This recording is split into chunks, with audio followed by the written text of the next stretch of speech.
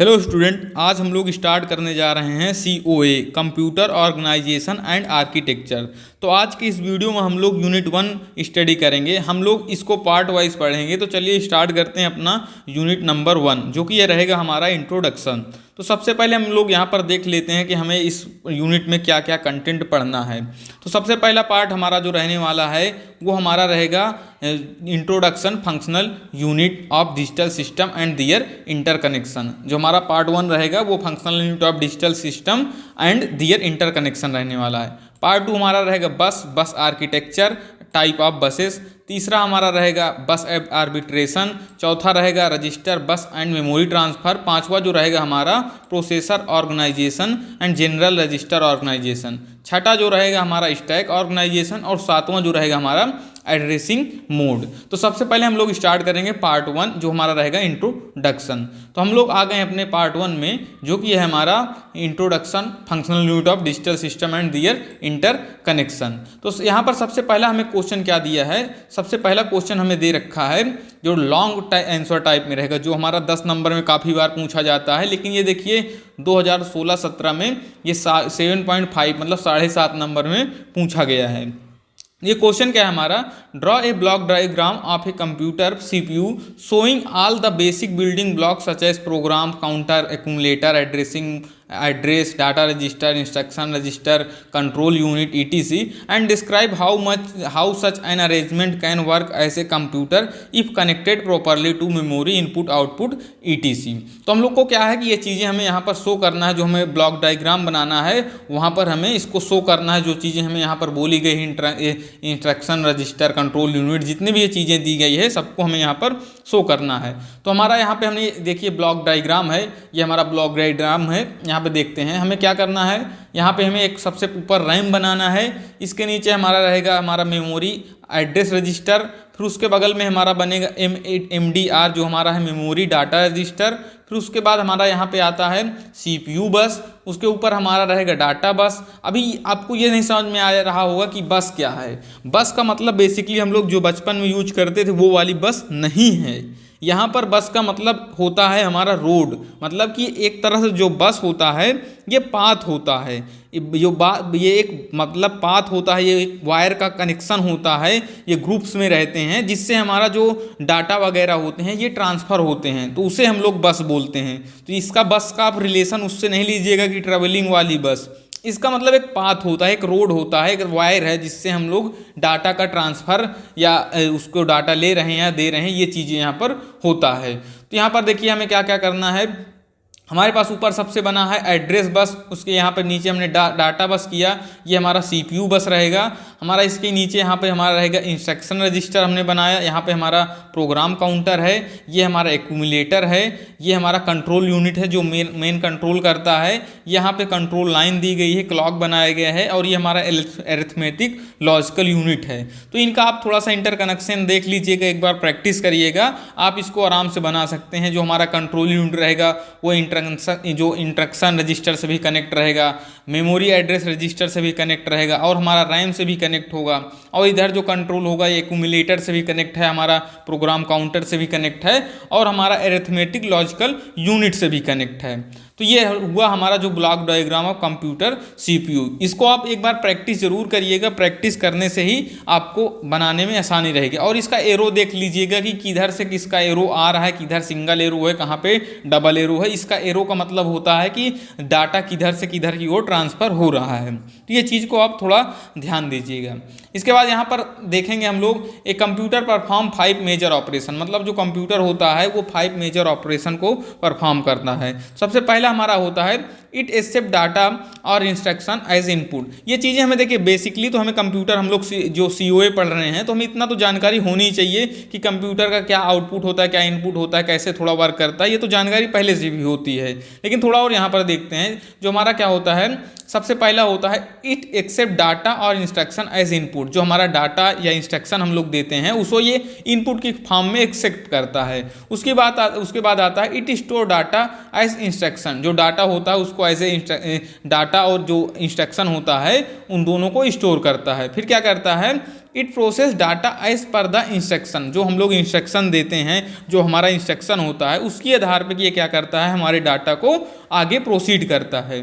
चौथे नंबर पे क्या है, it control all operation inside a computer, जितने भी ऑपरेशंस होते हैं वो inside a computer he perform होते हैं। छठा जो हमारा पांचवा नंबर है, it give result in the form of output, जो हमारा रिजल्ट होता है उसको ये आउटपुट की फॉर्म में हमें प्रोवाइड करता है। उसके बाद हम लोग का यहाँ पे देखिए क्या है, हमें बोला था कि arrangement of CPU memory input output to work as a computer, जो हमारा ब्लॉक डायग्राम ये भी होता है, बोला है कि इसको आपको थोड़ा सा अरेंजमेंट करना है। तो ये चीज़ें हमने फर्स्ट ईयर में भी पढ़ रखी थी कि हम लोग जब ब्लॉक डायग्राम ऑफ कंप्यूटर बनाते थे तो वहाँ पर हम लोग इसको बनाते थे। सबसे पहला हमारा जो आता है सबसे नंबर इन पे इनपुट डिवाइस हमें यहाँ पर बनाना है, जिससे हम लोग कंप्यूटर को अपने इंस्ट्रक्शन या डाटा को दे रहे हैं। जैसे हमारा कीबोर्ड होता है, माउस होता है, ये सब हमारे क्या होते हैं, इनपुट डिवाइस होते हैं। हमने यहाँ से डाटा को दिया किसको, सेंट्रल प्रोसेसिंग यूनिट जो हमारा सीपीयू, हमने उसको डाटा दिया। वो क्या करेगा, वो यहाँ मेन मेमोरी या इंटरनल मेमोरी जो होती है उस पर क्या होगा, इधर भी उसका जो डाटा का प्रोसेसर होगा, इधर भी दोनों तरफ क्या होगा, इसीलिए यहाँ पर देखिए डबल साइडेड तीर लगाई, जो निशान लगाए बनाया गया है कि ये दोनों तरफ प्रोसेस करता है। इधर से उधर जो डाटा का प्रोसेस होता है, उधर से भी इधर की ओर डाटा का प्रोसेस होता है। तो ये क्या होगा, मेन मेमोरी जो इंटरनल मेमोरी के बेस पे अपना ये सेंट्रल प्रोसेसिंग यूनिट है ये वर्क करेगा।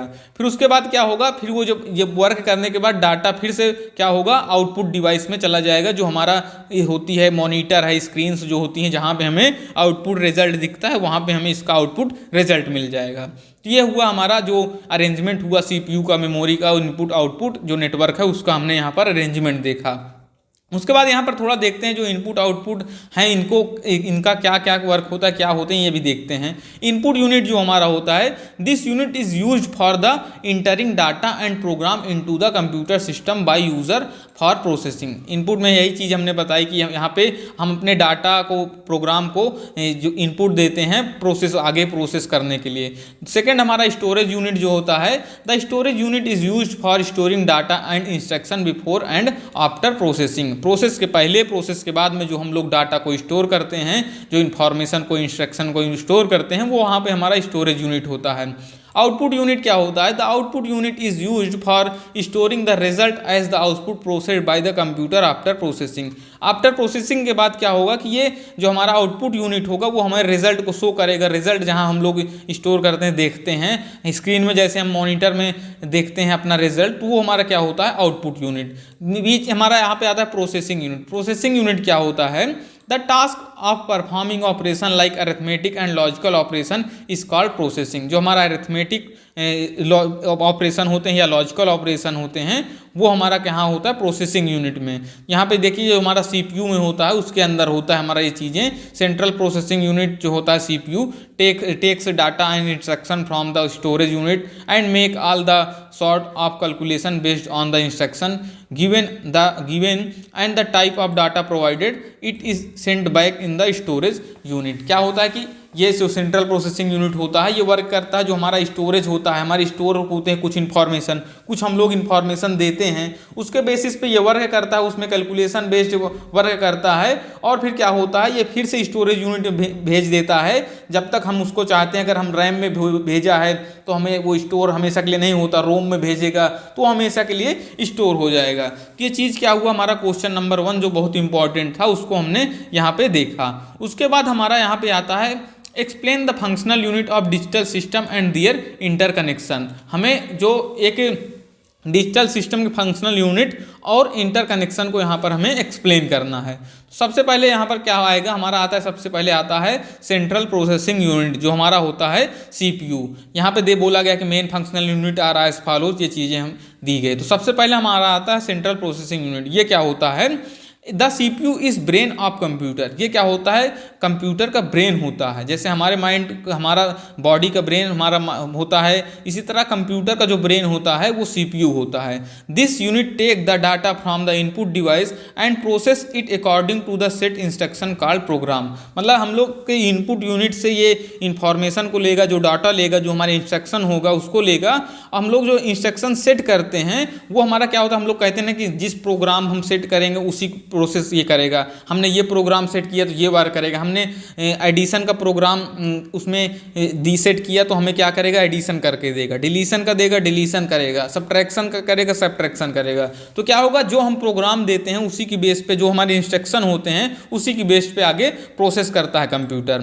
The output of processing of the data directed to output device for use in the outside world. हमारा जो आउटपुट होता है उसको हम लोग आउटसाइड वर्ल्ड में यूज करते हैं। CPU has two major part called ALU and control unit. ALU मतलब हमारा अरिथमेटिक लॉजिकल यूनिट, हमारा सेकंड जो होता है कंट्रोल यूनिट। ये इसके मेन पार्ट होते हैं सीपीयू के। इसके बाद हम लोग यहाँ पर देखते हैं, ये एक हमारा ब्लॉक डायग्राम ऑफ कंप्यूटर दिया गया है यहाँ पे। जो हम लोग के पास अगर कोई प्रोग्राम होता है, जो डाटा होता है, हम उसको यहाँ पे इनपुट से देते हैं। ये हमने यहाँ पे इनपुट यूनिट हमारा होता है। उसके बाद हमारा बीच में यहाँ पे जो हमारा आता है मेन, जो हमारा मेन यूनिट आता है वो ये है। यहाँ पे हमारा एक हम लोग यूनिट बनाते हैं स्टोरेज यूनिट, जिसमें हमारा सेकेंडरी मेमोरी और प्राइमरी मेमोरी होती है, जिसमें दोनों तरफ एरो होता है, दोनों तरफ इधर से उधर इंफॉर्मेशन का आदान प्रदान होता है। इसी तरह हमारा एक जो यूनिट होता है सेंट्रल प्रोसेसिंग यूनिट, जिसे हम लोग सीपीयू बोलते हैं। सीपीयू में भी दो यूनिट होते हैं, इसके पहले हमने पढ़ा, जो कंट्रोल यूनिट और अरिथमेटिक लॉजिकल यूनिट, ये यहाँ पे होता है। उसके बाद हमारा आउटपुट डिवाइस, आउटपुट यूनिट आता है, जहाँ पे हमारे जो स्क्रीन्स में हमें कोई रिजल्ट शो करता है, इंफॉर्मेशन रिजल्ट, जो हमें रिजल्ट जहाँ से मिलता है। हमें बेसिकली रिजल्ट कहाँ से कंप्यूटर मिलता है, मैक्सिमम हमें मिलता है हमारे जो स्क्रीन से, जो हमारा मॉनिटर होता है। और कई डिवाइसेस होते हैं जहाँ पे हमें आउटपुट मिलता है, लेकिन हमारा बेसिकली जो डिवाइस होता है वो हमारी स्क्रीन होती है कंप्यूटर की, या हमारा मॉनिटर होता है। तो ये हमारा block diagram functional unit of digital computer हम यहाँ पर बना सकते हैं। इसको कभी कभी पूछ लेता है कि हमारा block diagram of digital computer, तो वहाँ पर भी आप इसको बना सकते हैं। यहाँ पर हम लोग देखेंगे अरिथमेटिक लॉजिकल यूनिट क्या है और हमारा कंट्रोल यूनिट क्या है, ये चीज़ें भी हम यहाँ पर देखते हैं। ALU is responsible for carrying out following operation. सबसे पहला हमारा होता है arithmetic operation on the data by adding, subtraction, multiplying, dividing on set with another. Basically क्या है कि जो अरिथमेटिक ऑपरेशन होते हैं, जो हमें ये जानकारी पहले से भी है कि जो हमारे अरिथमेटिक ऑपरेशंस होते हैं, एडिंग होते हैं, सब्ट्रैक्शन होते हैं, मल्टीप्लाइंग होते हैं, डिवाइडिंग होते हैं, ये जो हमारे अरिथमेटिक ऑपरेशंस होते हैं, ये यहाँ पर हमारे अरिथमेटिक लॉजिकल यूनिट में सॉल्व होते हैं। हमारा सेकंड आता है लॉजिकल, क्योंकि यहाँ पे अरिथमेटिक की बात हमने कर ली, तो अब हम बात करेंगे लॉजिकल की। तो जो लॉजिकल हमारे ऑपरेशंस होते हैं, जो हमारे एंड और नॉट एंड एक्सक्लूसिव और जितने भी गेट वाले हमारे क्वेश्चन होते हैं, जिसमें हम लोग गेट से सॉल्व करते हैं, वो भी यहाँ पर हमारे सॉल्व होते हैं, जो हमारे लॉजिकल ऑपरेशंस होते हैं। बी पे क्या दिया, ALU of computer system is the place where actual execution of instruction take place during the processing operation.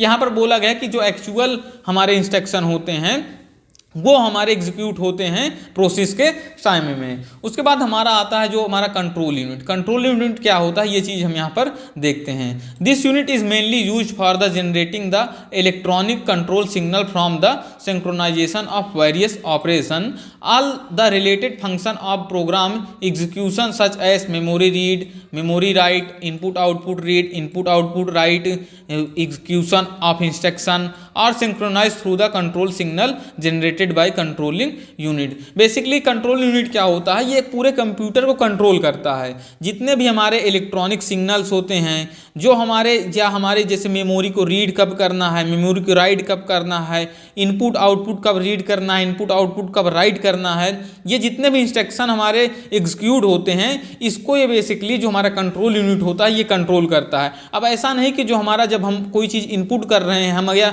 कोई अपना इंफॉर्मेशन इनपुट कर रहे हैं, कोई हमें इंस्ट्रक्शन दे रहे हैं, तो वो उसको राइट करें। हम लोग जब इनपुट दे रहे हैं तो वहाँ पे उसको रीड करने की ज़रूरत है। पहले हमारे इंस्ट्रक्शन को वो रीड करे, तब उसके बाद वो राइट करके हमें रिजल्ट दे स्क्रीन पे। तो ये भी चीज़ें क्या होती हैं, कंट्रोल जो यूनिट होता है, जो हमारा सीयू, इसको कंट्रोल करता है। It manages and control all the operation of the computer. में जितने भी ऑपरेशन इसमें होते हैं कंप्यूटर में, उसको ये क्या करता है, कंट्रोल और मैनेज करता है। उसके बाद हमारा इनपुट यूनिट आता है। इनपुट यूनिट क्या होता है, it accept instruction data from the outside world. हमने इसको पहले देखा कि ये जो हमारे इंस्ट्रक्शन होते हैं या हमारा डाटा होता है, उसको आउटसाइड वर्ल्ड से लेता है। फिर क्या होता है, it convert this instruction and data in computer acceptable form, मतलब कि जो इनपुट यूनिट होता है ये कन्वर्ट करता है। जैसे हम लोग कोई भी हम इंग्लिश में दिए या हिंदी में दिए अपने इंस्ट्रक्शन, तो उसको क्या कन्वर्ट करता है बाइनरी फॉर्म में, क्योंकि हमारा जो कंप्यूटर होता है वो केवल बाइनरी फॉर्म रिजल्ट जानता है, तो इसलिए वो क्या करता है, वो बाइनरी फॉर्म में कन्वर्ट करता है। इसके बाद क्या है, it supplies the converted instruction and data to the computer system for further processing. ये सप्लाई करता है, जो हमारा CPU होता है, जो हमारा मेन कंप्यूटर होता है, उसको आगे प्रोसीड करता है, उसको सप्लाई करता है कि आगे जो प्रोसेस करना है उसको वो करे। उसके बाद हमारा जो आता है आउटपुट यूनिट। आउटपुट यूनिट क्या होता है, हमारा जो स्क्रीन हमारी होती है, जो मॉनिटर होता है, ये क्या करता है हमारा, it accept the result produced by a computer which are in coded form, मतलब कि जो हमारा बाइनरी फॉर्म में, जो कोडेड फॉर्म में रिजल्ट होता है उसको ये वहाँ क्या एक्सेप्ट करता है, जो हमारे कंप्यूटर से क्या फिर क्या करता है, it convert this coded result to human acceptable form, मतलब कि जो एक्सेप्टेबल मतलब रीडेबल, मतलब कि वो बाइनरी फॉर्म में वहाँ से एक्सेप्ट करता है, फिर उसको क्या करता है, कन्वर्ट करता है कि जो हम ह्यूमन है, जो हम लोग हैं, उसको रीड कर पाए जो हमारा आउटपुट आया है। फिर क्या करता है, it supplies the converted result to the outside world, मतलब कि सप्लाई करता है अपना कन्वर्टेड रिजल्ट आउटसाइड वर्ल्ड में। हमारा 4th नंबर पे आता है स्टोरेज यूनिट। ये क्या है, a storage unit hold store, क्या करता है हमारा, पहले करता है data and instruction required for processing, मतलब कि receive from the input device. ये क्या करता है, जो हमने डाटा या इंस्ट्रक्शन दिए हैं उसको स्टोर करता है। तभी तो हमारे, अगर जब हमने डाटा कोई इंस्ट्रक्शन दिए हैं उसको स्टोर नहीं करेगा तो कैसे हमारा कंप्यूटर आगे की प्रोसेसिंग करेगा, तो वहाँ पर ये क्या करता है, हमारे डाटा को स्टोर करता है। फिर क्या करता है, इंटरमीडिएट रिजल्ट ऑफ प्रोसेसिंग, जो हमारा आगे उसमें प्रोसेसिंग करता है, हमारे जो इंटरमीडिएट रिजल्ट में भी हमारा कभी कभी क्या होता है, जब हम लोग प्रोसेस हमारा चलता है तो बीच में भी कुछ डाटा की ज़रूरत, मतलब इंटरमीडिएट में भी कुछ ज़रूरत पड़ती है डाटा की, तो ये वहाँ से स्टोरेज यूनिट भी वहाँ काम देता है। जब हमारा कोई डाटा स्टोर रहता है तो उसके बेसिस पे आगे वर्क करता है। Result for output before they are release to an output device, जो हमारा आउटपुट डिवाइस होता है, जब वहाँ पे रिजल्ट शो होता है तो वहाँ पर उसके पहले भी यहाँ पे क्या होता है, रिजल्ट स्टोर होता है, क्योंकि अगर जब तक स्टोर नहीं होगा तो कैसे हमें शो होगा। और हम अगर वहाँ पर चाहें हम उसको परमानेंटली स्टोर करना चाहें, हम उसको अगर एक कुछ समय के लिए करना चाहें तो हम अपने बेसिस पे रैम या रोम में जहाँ स्टोर करना चाहेंगे वहाँ पे हो जाएगा। हमको अगर परमानेंटली डाटा चाहिए तो हम सेकेंडरी मेमोरी में अपना जा करके उसको स्टोर कर देंगे। तो ये चीज़ क्या होता है कि ये हमारा हुआ पार्ट 1। इसके बाद हम लोग देखेंगे पार्ट 2, तो पार्ट 2 हम नेक्स्ट वीडियो में बताएंगे। अगर आपको ये PDF नोट्स भी चाहिएगा तो मैं इस PDF नोट भी आपको इस वीडियो के लिंक में प्रोवाइड कर दूंगा।